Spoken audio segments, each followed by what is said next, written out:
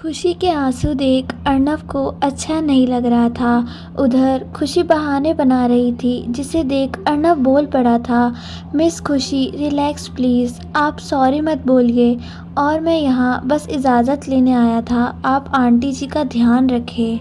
रात बहुत हो चुकी है, मैं और किशुन कल आते हैं, और आपको याद होगा ही कि कल हमें मिस्टर चौधरी से मिलने जाना है। वो प्रोजेक्ट के पेपर भी साइन करने हैं। खुशी ने भी कहा, हाँ याद है मिस्टर राजदादा, कल मैं सुबह 11 बजे वहाँ पहुँच जाऊँगी। एक बार मम्मा को डॉक्टर को दिखाकर hope it's fine with you, Arnav ने मुस्कुराते हुए कहा। हाँ कहा था, और साथ ही ये पेशकश भी कर दी थी कि अगर वो चाहे तो क्या वो उनके साथ चल सकता है। खुशी ने मना कर दिया था, तो अर्नव ने उससे जाते जाते बस यही कहा था, मिस खुशी अब हमें ऑलमोस्ट 7 महीने एक साथ प्रोजेक्ट पर काम करना है। तो क्या ऐसा हो सकता है कि आप मुंबई शिफ्ट हो जाएं? वैसे भी मुझे लगता है कि आंटी जी को थोड़े बदलाव की ज़रूरत है, हमारे प्रोजेक्ट में भी आसानी होगी।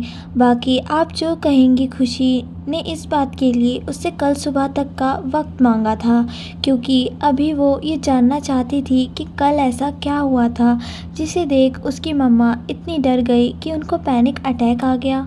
खुशी की बात सुनकर अर्नव ने अपना हाथ उसकी तरफ बढ़ा दिया था और बोला, फ्रेंड्स अगर आप चाहें तो। वैसे मैं सड़ू और अकड़ू उन लोगों के लिए हूँ जो मुझे पैसों का रौब दिखाते हैं। एंड एक बात और खुशी जी, थैंक्स फॉर द मैगी, बहुत अच्छी बनी थी सच्ची, मॉम के बाद मुझे आपके हाथ की मैगी पसंद आई। अर्नव ने एक बार फिर आते हुए फिर इजाज़त ली और बाहर की तरफ निकलते हुए अपने कुछ आदमियों को फ़ोन किया था। मैं तुम्हें एक एड्रेस भेज रहा हूँ आज और अभी से उस घर पर तुम लोगों को निगरानी रखनी है, कौन आ रहा है कौन जा रहा है। उस घर में घर के मेंबर के अलावा कोई आता है, खासकर एक इंसान, मैं अभी तुम्हें उसकी पिक भेज रहा हूँ। उस इंसान का नाम है अभिनव क्वात्रा और उसकी वाइफ का नाम है करिश्मा क्वात्रा। वो इंसान अगर इस घर के आसपास या किसी भी मेंबर के आसपास दिखा तो तुम जानते ही हो उनके साथ क्या करना है। तुम मेरे विश्वास वाले बंदे हो, इससे तुम्हें कहा है और उम्मीद करता हूँ कि तुम मेरा विश्वास नहीं तोड़ोगे। बाकी तुम जानते ही हो कि विश्वास तोड़ने वालों के साथ अर्नव सिंह राजजादा क्या करता है। ये बोलकर अर्नव ने फ़ोन रख दिया था और किशुन का इंतज़ार करने लगा था। तभी उसकी नज़र खुशी पर पड़ी थी, जो खिड़की में खड़ी किसी सोच में थी। अर्नव उसको देखता ही रह गया।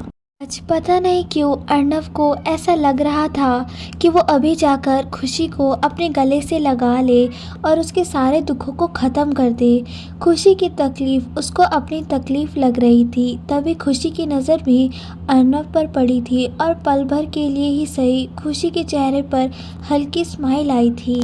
नव वो स्माइल देख पलट गया था और किशुन को फ़ोन करने लगा, लेकिन किशुन तो मान्या के साथ गप्पों में लगा हुआ था।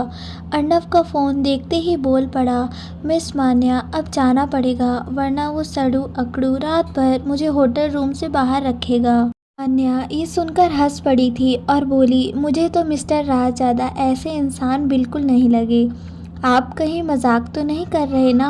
किशुन जी वैसा हमारी खुशी भी ऐसी ही है, उसको ऑफिस में सब हिटलर बुलाते हैं। किशुन के चेहरे पर स्माइल आ गई थी। मन ही मन में सोचने लगा, हिटलर और खड़ूस नॉट बैड। अभी वो कुछ और सोचता। उसके फ़ोन में बीप हुई थी। किशुन समझ गया था कि अर्नव का मैसेज होगा।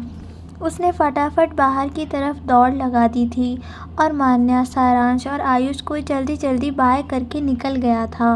मान्या उसको ऐसे भागते देख हंस पड़ी थी और बोल पड़ी, पागल कहीं का, पर जैसा भी है नेचर अच्छा है। ये सोचकर मान्या अंदर चली गई थी और किशुन भागकर बाहर आ गया था, जहां अर्नव खड़ा हुआ उसको घूर रहा था। किशुन, तुझे नहीं लगता कि तू आजकल ज़्यादा ढीठ बन रहा है? लड़की देखी नहीं कि बात करने लगा। आज तू चल, बहुत दिन हो गए ना मेरा पंच नहीं खाया, तो आज हो जाए। किशुन के सुनकर जल्दी जल्दी कार में बैठ गया था और बोला, अरु ये क्या है, मैं तो कब से कार में बैठा हूँ पर तेरा ही ध्यान नहीं है। अब चले, नींद आ रही है। वैसे भी आज का दिन काफ़ी ज़्यादा हेक्टिक था। अर्नव ने कार में बैठते बैठते एक बार ऊपर की तरफ देखा था, इस उम्मीद में कि शायद एक झलक खुशी की मिल जाए। किशुक ने उसको ऊपर देखते हुए देखा तो हंस पड़ा था और बोला, ऊपर कोई चुड़ैल है क्या, जिसका तो इंतज़ार कर रहा है। अर्नव ने कार स्टार्ट कर दी थी और बोला, नहीं, चुड़ैल तो नहीं, पर भूत था। तू होटल चल, तुझे उससे मिलवाता हूँ। किशुंग डर कर बोल पड़ा था। अरु यार, बच्चे की जान लेगा क्या, हो गई देर। वो क्या है ना, मैं और मान्या खुशी जी के बारे में बात कर रहे थे। किशुंग ने देखा कि खुशी का नाम सुनकर अर्नव थोड़ा सा शांत हुआ था और बोला, अच्छा ऐसी क्या बात हो रही थी। अर्नव आज पहली बार खुद सामने से किसी लड़की के बारे में जानना चाहता था। ये देख किशुंग उसका माथा छूकर देखने लगा था। भाई तू ठीक है ना, कहीं देहरादून की सर्दी का असर तेरे दिमाग पर तो नहीं हो गया ना। तू और लड़की, नहीं नेवर भाई। अरु, कहीं तुझे खुशी जी अच्छी तो नहीं लगने लगी, कहीं तुझे वो क्या कहते हैं, लव एट फर्स्ट साइट तो नहीं हो गया। किशुंग की बात सुनकर अर्नव उसके सर पर मारता हुआ बोला था, तू ना अपने इस छोटे दिमाग पर ज़्यादा जोर मत दे, वरना किसी दिन फट जाएगा। वो तो आज उन्होंने इतना कुछ किया तो मैंने पूछ लिया बस। किशुंग ने भी अर्नव की बातों को मान लिया था, क्योंकि वो जानता था अर्नव कभी झूठ नहीं बोलता है। अरु, खुशी जी तुझे उदास उदास नहीं लगी, या सिर्फ मुझे महसूस हुआ। अर्नव का मन कर रहा था कि वो किशुंग को सब बता दे जो जो आज हुआ था, लेकिन इस डर से रुक गया कि अगर 1% भी किशुंग के मुंह से आज के रिगार्डिंग कुछ निकल गया तो। उसने किशुंग को कुछ भी बताया था और बोला, किशुंग जिसकी मॉम बीमार हो तो वो उदास नहीं होगी तो क्या होगा।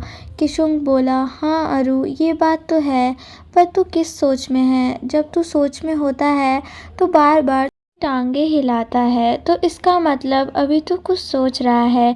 क्या वो बात खुशी जी से रिलेटेड है। अर्नव ने सरनामे हिला दिया था और बोला, किशुंग मैं प्रोजेक्ट को लेकर टेंशन में हूँ कि कैसे होगा। मिस कपूर यहाँ रहती हैं और हम मुंबई में, यहाँ 7 महीने रह नहीं सकते, तो ऐसे में क्या होगा। खुशी जी वहाँ आकर रहने के लिए तैयार होंगी, बस यही सोच रहा था। और ये प्रोजेक्ट बहुत बड़ा है, अगर हम ये प्रोजेक्ट करते हैं तो हम दोनों की कंपनी को फ़ायदा ही होगा, ये पक्का है। मैंने आते हुए मिस कपूर को हिंट तो दिया है, वो कल बताएंगी, बस वो हाँ कर दे तो फिर सब ठीक हो जाएगा, ये प्रोजेक्ट भी हो जाएगा। किसी को भी उस अभिनव से बचा पाऊंगा। ये बात अर्नव ने बोली नहीं थी, पर सोची थी। दोनों होटल पहुंच गए थे और एक बार अपने घर फ़ोन करके दोनों अपने अपने बुक किए हुए रूम में चले गए थे। अर्नव ने रूम में पहुंचते ही अदरक वाली चाय मंगवाई थी, क्योंकि बाहर ठंड थी और आज रात वो अभिनव के बारे में सब जानना चाहता था। ये सोच वो कपड़े बदलकर वापस आ गया था और थोड़ी देर बालकनी में जाकर खड़ा हो गया था। अर्नव आंखें बंद किए हुए ठंडी हवा को महसूस कर रहा था। तभी उसको अपने सामने खुशी का चेहरा दिखा, जिसकी आंखों में आंसू थे और वह अभिनव उसको ऐसे देख हंस रहा था। अर्नव ने एकदम अपनी आंख खोली थी और वो पूरे पसीने से तरबतर हो गया था। अर्नव सोच में पड़ गया था कि अभी क्या देखा मैंने, मैं क्यों मिस कपूर के बारे में इतना सोच रहा हूँ, मैं समझ नहीं पा रहा हूँ। वो कुछ और सोचता, तभी उसके रूम की बेल बजी थी। उसने जाकर रूम खोला तो उसकी चाय थी और इस वक्त उसको इसकी सख्त ज़रूरत भी थी, क्योंकि सोचते सोचते उसका सर दर्द करने लगा था। अर्नव ने अपने दिमाग को रिलैक्स किया था और जो आज हुआ था वो सब कुछ रिकॉल कर रहा था। जब खुशी स्टेज पर गई थी अवार्ड लेने तो अभिनव की गंदी नज़र थी, और फिर लेकिन जब उसने उसकी मम्मा को देखा था तो एक टॉन्ट वाली स्माइल आ गई थी। ऐसा क्यों, बस यही सोचकर अर्नव गूगल खोलकर बैठ गया था और अभिनव क्वात्रा के बारे में सर्च करने लगा था। अभिनव के बारे में बहुत सारे नेगेटिव कमेंट्स थे वहाँ, कि वो सबसे थर्ड क्लास इंसान है, जितने भी प्रोजेक्ट उसने किए हैं सब आज तक आधे अधूरे हैं। जिस भी बिजनेसमैन ने उसके खिलाफ जाने की कोशिश की है, या तो वो अपाहिज हो गया या मर गया। अभिनव का चेहरा देखकर अर्नव को गुस्सा आ रहा था और पढ़ने पर पता चला अभिनव की ज़िंदगी में काफ़ी औरतें आती और जाती रहती हैं। उसकी फर्स्ट वाइफ को उसने घर से निकाल दिया था जब वो प्रेग्नेंट थी और इसमें उसका साथ उसकी वाइफ की बहन ने दिया था। अर्नव इन शब्दों को पढ़कर चौंक गया था और अपने आप से बोला, शिट, ये मैं बात कैसे मिस कर गया। जब मैं अंदर गया था तब मिस कपूर कुछ कह तो रही थी कि वो बाप है मेरा, मैं कैसे सामने ना आती। अगर मेरी सोच ठीक है तो अर्नव क्वाद्रा मिस कपूर के पिता हैं और आज ही उनको ये बात पता चली है, क्योंकि जिस तरह से वो मिस कपूर को देख रहा था इसका मतलब वो जल्दी ही कुछ ऐसा करेगा जिससे वो मिस कपूर को ख़त्म कर सके। अब तो कुछ करना ही पड़ेगा। Now wait and watch mister Abhinav क्वाद्रा, अब तेरा बुरा वक्त स्टार्ट होता है। आगे की कहानी पूरी सुनने के लिए चैनल को सब्सक्राइब करें व वीडियो को लाइक और कमेंट करें।